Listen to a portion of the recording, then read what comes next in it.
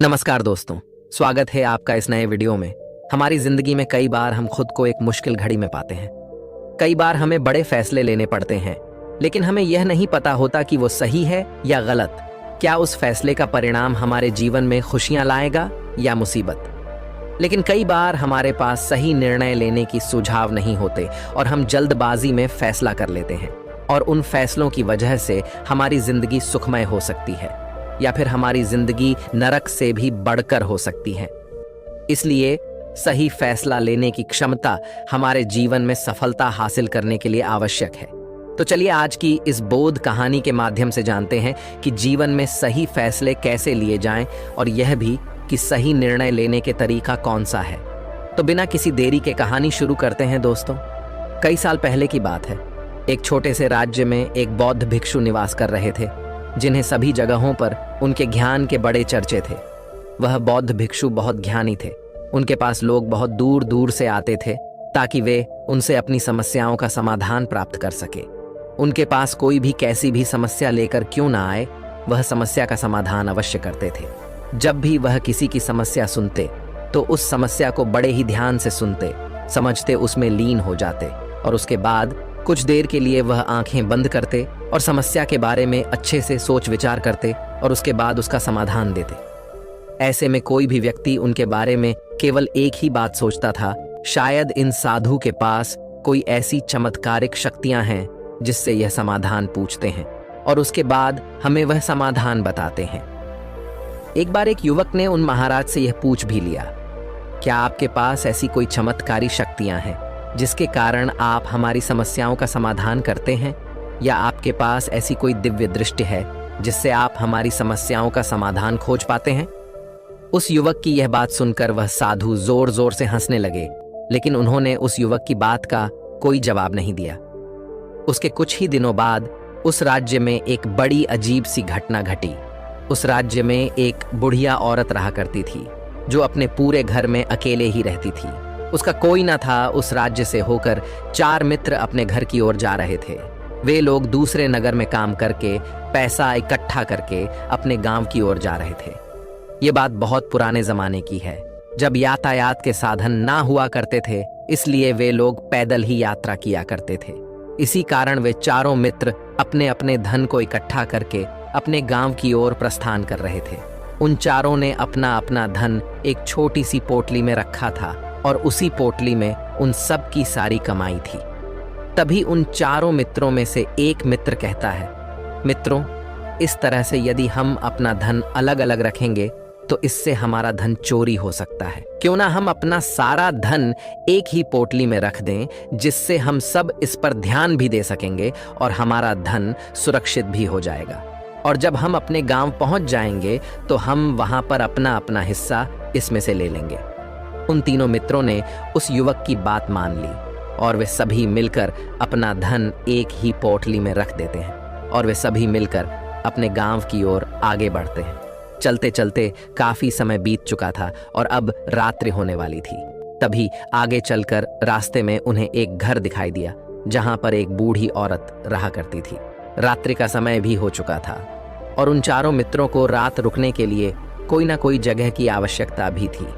ऐसे में उन चारों ने मिलकर यह योजना बनाई कि वे लोग आज रात इसी घर में ठहरेंगे। इसलिए वे चारों लोग उस घर की ओर आगे बढ़ते हैं। उस घर का दरवाजा खटखटाते हैं।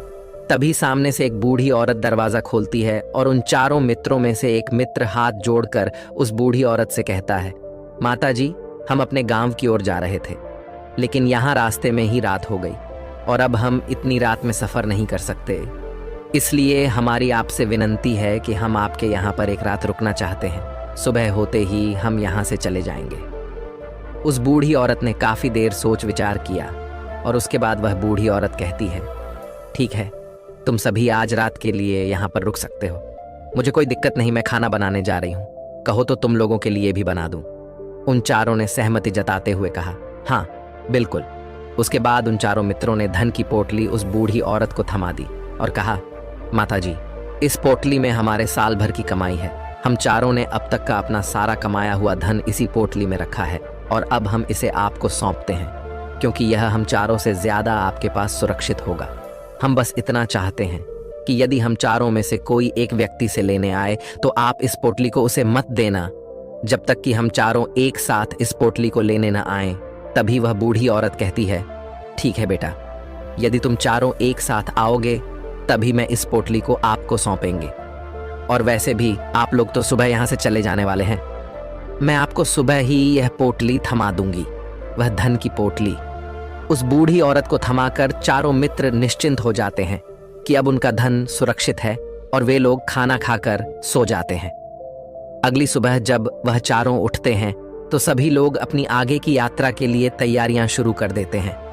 उन चारों नौजवानों में से एक नौजवान थोड़ा सा बदमाश था। वह अपने उन तीनों मित्रों से कहता है, भाइयों, इस बूढ़ी औरत ने हमारी रात भर खातिरदारी की है, हमें अच्छा भोजन खिलाया, सोने के लिए अच्छी जगह दी, रात भर यहाँ सर छुपाने के लिए एक अच्छा मकान दिया और हमने अब तक उसके लिए कुछ नहीं किया। वह बूढ़ी औरत अकेले ही खेतों में काम कर रही है। क्या हम सभी यहाँ से जाने से पहले इस बूढ़ी औरत की मदद नहीं कर सकते? उस बदमाश नौजवान ने मन ही मन यह योजना बना ली थी कि वह किसी तरह से भी उस बुढ़िया से पोटली हासिल करके ही रहेगा। बाकी के तीनों मित्र उसकी बातों में आ जाते हैं और वे सभी मिलकर उस बुढ़िया की मदद करने अर्थात खेतों में काम करने के लिए चल पड़ते हैं। वे सभी मिलकर खेतों का काम कर ही रहे थे कि तभी वह बदमाश नौजवान अपने बाकी तीनों मित्रों से कहता है, मित्र, मुझे जोरों की प्यास लग गई है, मैं जरा उस बूढ़ी औरत से पानी मांगकर लाता हूँ। वह बाकी मित्र भी अब काफी थक चुके थे, उन्हें भी जोरों की प्यास लगी थी, इसलिए वह तीनों मित्र उसे वहां से जाने की अनुमति दे देते हैं। जैसे ही वह बदमाश उस बूढ़ी औरत के पास पहुंचता है, वह उस बूढ़ी औरत से कहता है, माता जी, अब हम यहाँ से जा रहे हैं, कृपया करके हमारे धन की पोटली हमें वापस दे दें। इस पर वह बूढ़ी औरत कहती है, नहीं नहीं, जब तक तुम चारों एक साथ ना हो तब तक मैं वह पोटली किसी को नहीं दे सकती। तुम्ही ने तो कहा था कि जब तक हम चारों एक साथ ना हो तब तक यह पोटली किसी को नहीं देनी है। तभी वह बदमाश उन तीनों की तरफ इशारा करते हुए कहता, हे लाओ। उन तीनों ने सोचा कि हमारा मित्र हमारे लिए पानी लाना चाहता है, इसलिए वह हमसे आज्ञा मांग रहा है। तभी उन तीनों मित्रों ने इशारे में उस युवक से कहा, हाँ हाँ ठीक है, ले आओ। ये देख, उस बुढ़िया को यह लगने लगा कि अब ये चारों यहाँ से जा रहे हैं और ये अपनी पोटली मांग रहे हैं, इसलिए उस बुढ़िया ने वह कोठलाकर उस बदमाश के हाथों में रख दी और वह बदमाश उस पोटली को लेकर वहां से चला गया और बाकी के तीनों मित्र अपने खेत के काम में व्यस्त हो जाते हैं। कुछ देर के बाद जब वह तीनों खेत का काम करके वापस लौटते हैं और बुढ़िया से कहते हैं, माता जी, हमारा मित्र जो यहाँ पानी पीने आया था वह कहाँ गया? इस पर वह बुढ़िया कहती हैं, क्या वह पानी पीने आया था? पर वो तो कह रहा था कि हम चारों जा रहे हैं, कृपया करके हमारे धन की पोटली हमें थमा दें। तब तीनों बड़े आश्चर्य होकर उस बुढ़िया से कहते हैं, माता जी, हमने भला कब कहा वह पोटली मांगी थी? हमें तो प्यास लगी थी और हमने पानी के लिए इशारा किया था। तभी बूढ़ी औरत उन तीनों से कहती हैं, परंतु अब तो वह पोटली लेकर जा चुका है। तभी वह तीनों मित्र सर पकड़कर रोने लगते हैं और कहते हैं, माता जी, उसमें हमारा सारा कमाया हुआ धन था जो वह अकेले लेकर भाग चुका है। हमने तो आपको कहा था कि जब तक हम चारों एक साथ न आए तब तक आपको वह पोटली किसी को नहीं देनी है, फिर आपने ऐसा क्यों किया? इसमें आप ही की गलती है। हमने आपको उस पोटली की हिफाजत के लिए रखा था और आपने उसे एक ऐसे आदमी के हाथों में दे दिया जिसने हमारा सारा धन हमसे लूट लिया। हम बर्दाश्त नहीं करेंगे, हम राजा के पास जाएंगे और राजा से आपकी शिकायत करेंगे, न्याय की मांग करेंगे। अब तो इस बात का राजा ही फैसला करेंगे। तीनों नौजवान क्रोधित होकर राज दरबार में पहुंच जाते हैं और अपनी सारी समस्या उन राजा को बता देते हैं। जब वह राजा उन तीनों नौजवानों की बात ध्यानपूर्वक सुनता है तो वह तुरंत ही उस बुढ़िया को राज दरबार में पेश होने का आदेश देता है। राजा के आदेश पर राजा के सैनिक तुरंत ही उस बूढ़ी औरत को राज दरबार में पेश करते हैं और राजा भरी दरबार उस बूढ़ी औरत को दोषी करार कर देता है और कहता है, तुम्हें वह पोटली उस अकेले व्यक्ति को नहीं देनी चाहिए थी। जब उन्होंने तुमसे कहा था कि जब तक वह चारों एक साथ उस पोटली को लेने ना आए तब तक तुम्हें वह धन किसी को नहीं देना चाहिए था। इसमें तुम्हारी गलती है और अब तुम्हें इसका हर्जाना भरना होगा, तुम्हें इनका धन लौटाना होगा। राजा का यह आदेश सुनकर बूढ़ी औरत फूट फूट कर रोने लगती है और राजा से मदद की गुहार लगाती है और कहती हैं, हे राजन, मैं तो एक बूढ़ी औरत हूँ और मेरे पास इतना धन नहीं है और ना ही मेरे घर में कोई ऐसा है जो धन कमाता हो। मेरे पास इतना धन नहीं कि मैं इनका धन लौटा सकूं। मैं तो अकेली हूँ, बेसहारा हूँ, कृपा करके मुझ पर रहम करे। लेकिन राजा उस बूढ़ी औरत की एक नहीं सुनता। वह बूढ़ी औरत रोते हुए अपने घर की ओर जा रही थी। ये सोच रही थी कि आखिर मैं इतना धन कहाँ से लाऊं, कि कैसे मैं उन लोगों का यह धन उन्हें लौट आऊंगी। मेरे पास इतना धन नहीं है। मैं क्या करूं, कैसे करूं, कहां से लाऊं इतना धन? यदि मैंने उनका धन नहीं लौटाया तो मुझे राजा मार डालेगा। वैसे भी मेरी ही गलती है। जब उन चारों ने मिलकर मुझसे कहा था कि जब तक हम चारों एक साथ ना आए तब तक वह पोटली किसी को नहीं थमानी है, फिर भी मैंने वह पोटली केवल उस एक व्यक्ति को थमा दी। इसमें गलती तो मेरी ही है। वह रोते रोते ये सारी बातें सोचते हुए अपने घर की ओर जा रही थी। तभी रास्ते में उस बूढ़ी औरत को वहीं संत मिले जो उस नगर में किसी भी समस्या का समाधान बड़ी ही सरलता और सहजता से करते हैं। उन्होंने उस बूढ़ी औरत से कहा, क्या बात है बेटी, क्यों रो रही हो? इस पर वह बूढ़ी औरत उस संत को सब कुछ सच सच बता देती है और कहती हैं, हे महाराज, इसमें गलती तो मेरी ही है। उन चारों ने तो पहले ही कहा था कि जब तक वे चारों एक साथ न आए तब तक वह पोटली मुझे किसी को नहीं देनी है। लेकिन मेरी हिम्मत मारी गई थी जो मैंने वह पोटली केवल एक व्यक्ति को थमा दी और वह उनका सारा धन लेकर वहां से भाग गया। लेकिन अब मुझे यह समझ नहीं आ रहा कि मैं वह सारा धन कहां से लाऊं, कैसे जुटाऊं। मेरे पास इतना धन नहीं है और राजा ने तो आदेश भी दे दिया है कि मुझे उनका धन लौटाना ही पड़ेगा। लेकिन मैं यह समझ नहीं पा रही कि इतना सारा धन मैं कहां से लाऊंगी। तभी वह संत उस बूढ़ी औरत से कहते हैं, शांत हो जाओ, मैं कोई ना कोई रास्ता जरूर निकाल लूंगा। इतना कहकर वह संत वहीं पर बैठ जाते हैं, ध्यान करने लगते हैं। कुछ देर के लिए आंखें बंद कर सोचते हैं, विचार करते हैं। मौन रहकर वह समस्या का समाधान निकालते हैं और उसके बाद वह उस बूढ़ी औरत से कहते हैं, बेटी, राजा ने फैसला किया है, वह बिल्कुल गलत है। आपने जो किया इसमें आपकी कोई गलती नहीं है। राजा का फैसला गलत है। उन संत के इतना कहने पर बूढ़ी औरत चुप हो गई और यह सोचने लगी कि आखिर राजा का फैसला कैसे गलत हो सकता है। राजा तो सभी के लिए न्याय ही करते हैं और वह कभी किसी का बुरा नहीं करते। फिर आखिर आज राजा का फैसला कैसे गलत हो गया? उन संत और उस बुढ़िया की बात आसपास के खड़े लोग सभी लोग सुन रहे थे और वे लोग भी बड़े अचरज में थे, क्योंकि राजा का फैसला कैसे गलत हो सकता है। राजा ने तो बिल्कुल सही फैसला लिया है। इस बूढ़ी औरत ने ही गलती की है, उन चारों का धन केवल एक ही को थमा दिया। ऐसे में इस बुढ़िया को उनका धन तो लौटाना ही चाहिए। राजा ने गलत फैसला कहा किया है। तभी वह संत उस बूढ़ी औरत से कहते हैं, जाओ और राज दरबार में कह दो कि हे राजन, आपका फैसला गलत है और सही क्या है, गलत क्या है, इसका फैसला मैं करूंगा। पहले तो बूढ़ी औरत इतनी हिम्मत ही नहीं जुटा पा रही थी कि वह राज दरबार में जाकर भरे राज दरबार में राजा को ये कह सके कि राजन, आपका फैसला गलत है। लेकिन जैसे तैसे उसने हिम्मत जुटाई और वह वापस राज दरबार लौटी। उसने डरते हुए भरे राज दरबार राजा से बड़ी थर्राती आवाज में कहा, हे राजन, आपने जो फैसला किया है वह फैसला गलत है। इतना कहकर उसने राजा को सारी बात सच सच बता दी। उस बूढ़ी औरत की बात सुनकर राजा बहुत क्रोधित हुआ।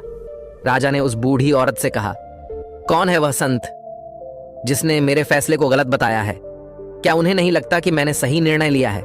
मैं हर रोज कई निर्णय लेता हूं, कई फैसले करता हूं, लेकिन आज तक कभी किसी ने मुझसे ये नहीं कहा कि मेरा फैसला गलत है।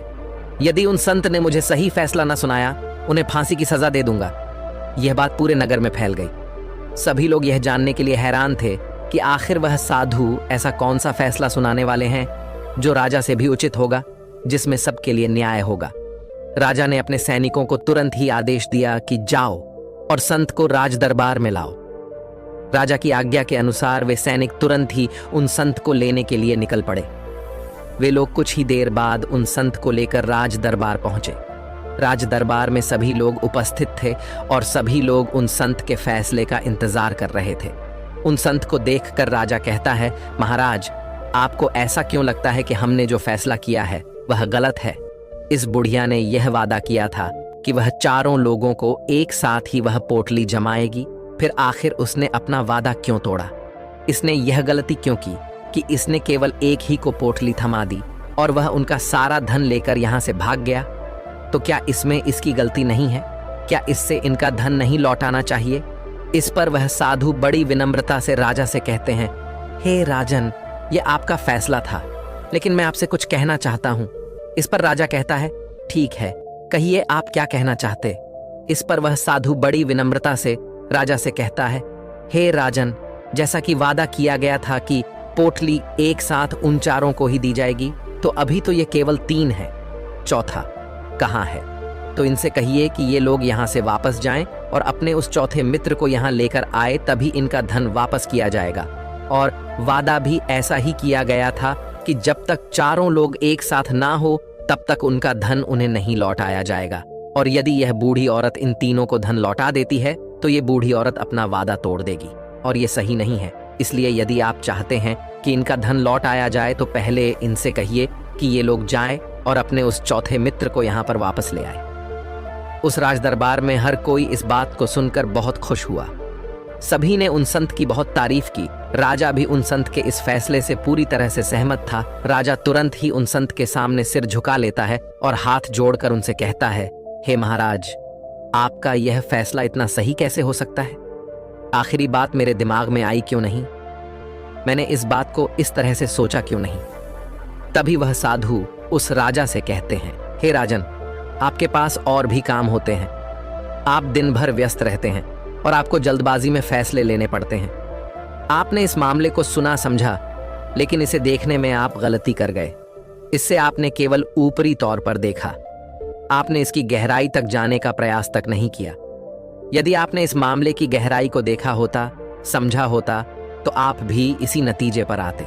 जब तक हम किसी मामले की गहराई तक नहीं जाते, तब तक हम उसका सही समाधान नहीं निकाल सकते। लेकिन हम में से अधिकांश लोग तो अपने फैसले केवल जल्दबाजी में लेना चाहते हैं, भले ही वह मामला कितना भी गंभीर क्यों ना हो।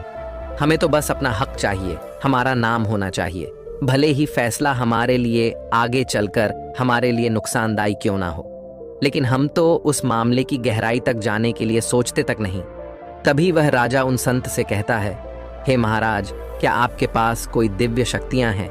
क्या आपके पास ऐसी कोई चमत्कारिक शक्ति है जिसे आप सवाल करते हैं और बदले में वह आपको जवाब देती है, जिस कारण आप सटीक और सही समाधान बता पाते हैं? राजा की यह बात सुनकर वसंत मुस्कुराने लगे और राजा से कहते हैं, हे राजन, ये सवाल मुझसे कई लोगों ने पूछा है और मैंने कभी किसी का कोई जवाब नहीं दिया, लेकिन आप इस राज्य के राजा हैं, इसलिए मैं आपके इस प्रश्न का उत्तर देता हूँ। आप में से कई लोगों को यहाँ ऐसा लगता है कि मेरे पास कोई ऐसी शक्तियाँ हैं जिससे मैं बात कर सकता हूँ, जिससे मैं कोई भी समस्या का समाधान पा सकता हूँ। लेकिन मैं आप लोगों को एक बात सच सच बता देता हूँ, मेरे पास ऐसी कोई शक्तियाँ नहीं हैं। मैं तो केवल हर मामले की गहराई तक सोचता हूँ, उस बात पर विचार करता हूँ, और जब मैं विचार करता हूँ तो मेरे सामने कई सारे समाधान आते हैं, और जो समाधान मेरे सामने आते हैं मैं उन पर भी विचार करता हूँ, उनके बारे में भी गहराई तक जाता हूँ। और जब मुझे लगता है कि इस समस्या का समाधान यही होना चाहिए, तभी मैं समाधान उस व्यक्ति को देता हूँ ताकि वह अपनी समस्या का समाधान कर सके। अब आप ही सोचिए, आप जल्दबाजी में यह फैसला लेकर इस बुढ़िया का जीवन पूरी तरह से बर्बाद कर देते। हमारा पूरा जीवन केवल एक फैसले पर निर्भर करता है। यदि वह फैसला सही हुआ तो हमारा जीवन अच्छा बन जाएगा, और यदि वह फैसला गलत निकला तो हमारा जीवन नर्क से भी बदतर हो सकता है। इसलिए यदि आप सही और सटीक फैसला लेना चाहते हैं तो आपको मौन रहना सीखना पड़ेगा। मौन रहकर उस पर विचार करना सीखना होगा, क्योंकि हमारे फैसले ही हमारा भविष्य तय करते हैं, हमारी जिंदगी का अगला पड़ाव तय करते हैं। फिर चाहे वह फैसले छोटे हों या बड़े, वे ही हमारी जिंदगी को निर्धारित करते हैं। इसलिए सबसे पहले हमें सही फैसले लेने के लिए मौन रहना सीखना आवश्यक है, उन पर विचार करना आवश्यक है। और जब आप ऐसा करते हैं तो आपके सामने एक ही समस्या के कई सारे समाधान निकल कर आते हैं। और जब आप उन पर गौर करेंगे तो आपको यह समझ में आएगा कि उन फैसलों का समाधान कैसा होना चाहिए, कि समाधान से आपको क्या फायदा होगा और क्या नुकसान होगा, या उस समाधान पर सोच और विचार करने पर ही आप उसे समझ सकते हैं। और तभी आप यह निर्णय भी ले सकते हैं कि क्या यह समाधान उचित रहेगा या नहीं।